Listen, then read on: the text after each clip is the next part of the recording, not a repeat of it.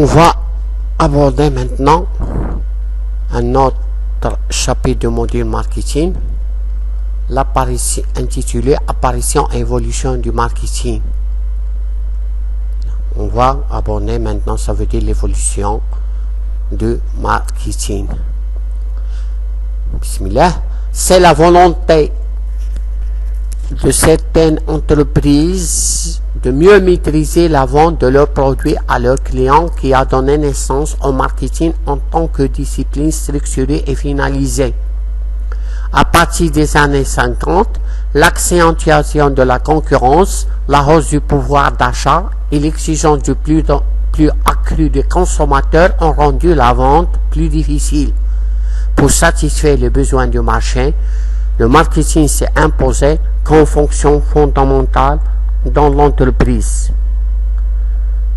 Première étape, l'optique de production. L'optique production est une approche traditionnelle de l'entreprise centrée sur le produit, la production étant la fonction prédominante. Cette optique suppose que les consommateurs choisissent les produits disponibles et absorbables en fonction de leur prix. Le principal souci des dirigeants est la production. Le principal problème de l'entreprise ici était de savoir bien produire, qu'on appelle économie de production. Cette option a caractérisé l'époque de la révolution industrielle avant et juste après la Seconde Guerre mondiale. C'est le cas également des périodes de pénurie et des pays en voie d'industrialisation caractérisés par un très faible pouvoir d'achat. Deuxième optique, une deuxième phase de l'évolution du marketing, c'est la vente. Selon l'optique vente, l'entreprise doit alors déployer beaucoup d'efforts de vente pour éveiller leur intérêt et les engager dans l'achat. Afin d'écouler sa production, elle cherche la clientèle et la garder en utilisant les différents moyens promotionnels et de stimulation. L'optique vente est apparue à partir de la crise de 1929. Les brusques difficultés d'écoulement de la production ont fait prendre conscience aux dirigeants d'entreprise que l'objectif n'est plus la production, mais la vente. Il s'agit de vendre ce qu'ils produisent plutôt de produire ce qu'ils veulent la vendre.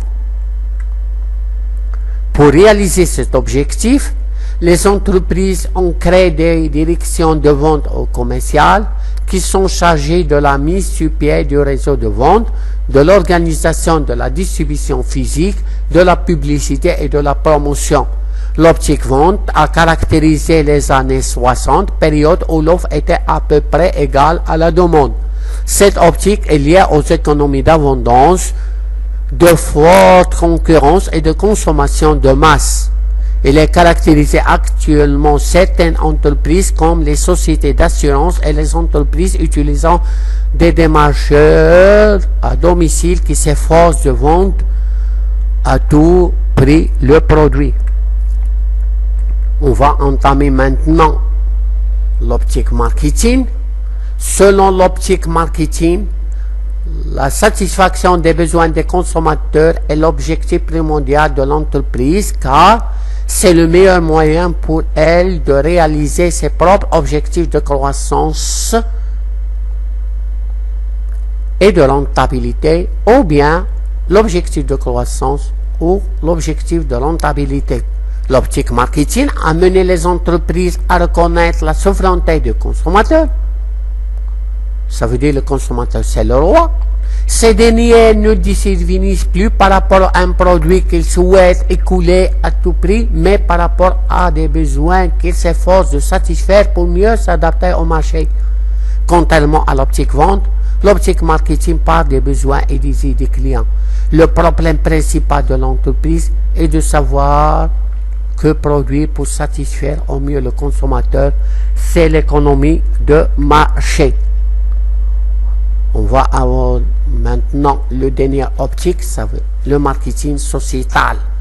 L'optique marketing, en cherchant à satisfaire parfaitement les seuls besoins des consommateurs, a négligé ses intérêts à long terme ainsi que ceux de la société en général. L'optique marketing sociétal est une orientation de gestion qui reconnaît que la tâche primordiale d'une organisation est de réaliser la satisfaction du client et le bien-être à long terme des consommateurs et de la société dans son ensemble. L'organisation a donc une responsabilité sociale. Elle doit s'intéresser aux effets de ses produits sur le consommateur et sur l'environnement. Cela peut paraître coûteux et connaître aux intérêts de l'organisation. Cependant, cette dernière a intérêt de chercher le profit à long terme. De même que la pression du consumérisme, les lois, les réglementations et le développement des courants écologiques créent des opportunités de profit pour le marketing social. Selon cette optique, le problème de l'organisation est de savoir si elle a le droit de vente et dans quelles conditions. Économie de l'environnement. L'optique marketing stratégique, la pérennité de toute entreprise pèse par la satisfaction des besoins des consommateurs. Pour cela, le recours au marketing est une condition sine qua non de succès. Cependant, l'évolution constante de l'environnement implique l'adoption et le renforcement d'une approche stratégique. Au-delà de l'adoption d'une approche marketing, l'organisation doit raisonner en termes de marketing stratégique. Il s'agit de raisonner à long terme afin de déterminer et d'orienter les activités et les secteurs de l'entreprise. Cette dernière doit s'intéresser essentiellement à son positionnement à long terme vis-à-vis de son environnement et en particulier sur les marchés. L'optique marketing stratégique a accru l'importance du marketing. Ce dernier est devenu un élément essentiel de la stratégie générale de l'entreprise.